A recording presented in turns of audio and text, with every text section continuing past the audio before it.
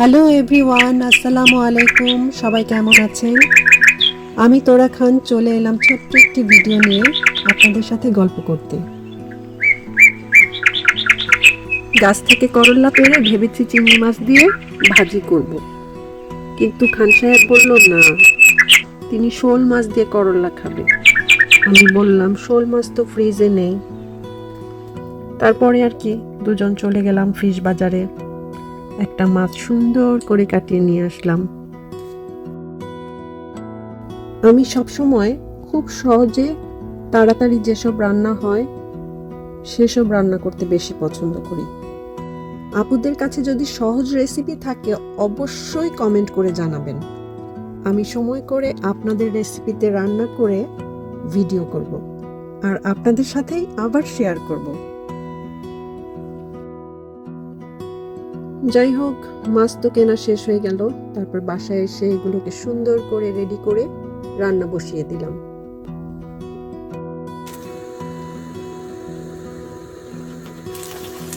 তেলটা গরম হলে পেঁয়াজ দিয়ে সাথে আদা রসুনটাও দিয়ে দিলাম। যেহেতু আমি আদা রসুনটা ফ্রোজেন ইউজ করি তাই পেঁয়াজের সাথে দিয়ে দিই। পেঁয়াজ নরম হতে হতে আদা রসুনটাও গলে যায়। তারপর একটু লবণ দিয়ে দিলাম। তারপরে আমার বিখ্যাত ঝাঁকানাকা মিক্স মশলা দিয়ে ভালো করে মশলাটাকে সময় নিয়ে কষিয়ে নেব। মশলা কষানো হলে মাছগুলো দিয়ে মাছগুলোকে ভালো করে কষিয়ে নেব। মাছটা কষতে থাকুক, এই ফাঁকে আপুদের সাথে একটু গল্প করলাম। অনেকে কমেন্টস করেন আমার বেবি আছে কিনা। হ্যাঁ, আমার বেবি আছে, আলহামদুলিল্লাহ, এক ছেলে এক মেয়ে। আবার অনেকে কমেন্টস করেছেন আপু আপনি তো বাংলাদেশি, তো ভাইয়া কোন দেশি? তো ভাইয়ার কাছ থেকে শুনে নেন ভাইয়া কোন দেশি। এই, তুমি কোন দেশি? আমাকে অন্য কোনো দেশি ভাবার কোনো কারণ নেই, আমি বাংলাদেশি। মাছগুলো কষানো হয়ে গেলে করল্লা দিয়ে দিব। করল্লা দিয়ে একটু নেড়ে চেড়ে মরিচগুলো দিয়ে দিব।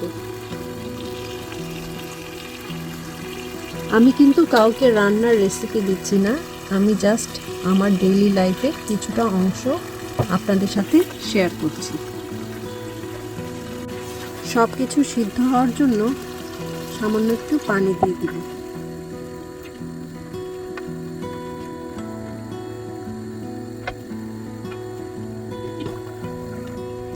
আমার রান্না প্রায় শেষের দিকে। এখন আমি দিয়ে দিব রাঁধুনি। রাঁধুনিটা আমি তেলে ফাঁকি করে রেখেছিলাম। এটা ইচ্ছা করলে কষানোর সময়ও দেওয়া যায়, আবার চাইলে শেষের দিকেও দেওয়া যায়। তো আজকে আমি শেষের দিকে দিচ্ছি। এটা কিন্তু রাঁধুনি ব্র্যান্ডের মশলা না, এটা হচ্ছে রাঁধুনি গোটা গোটা মশলা, যেটা দেখতে অনেকটা আজওয়াইনের মতো, কিন্তু আজওয়াইনের ফ্লেভার এবং রাঁধুনির ফ্লেভার দুইটা দুই রকমের।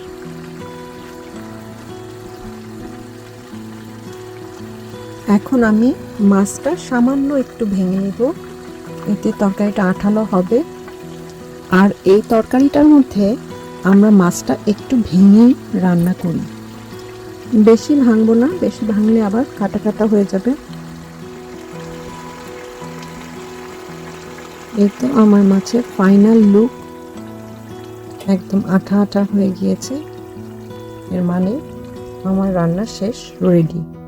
এখন একটা ডিশে আমি মাছটাকে সার্ভ করে নিচ্ছি। এই তো রেডি হয়ে গেল আমার খান সাহেবের ফেভারিট শোল মাছ দিয়ে করলা তরকারি। তো আজকের জন্য এখানেই বিদায় নিচ্ছি। সবাই ভালো থাকবেন, সুস্থ থাকবেন। ধন্যবাদ।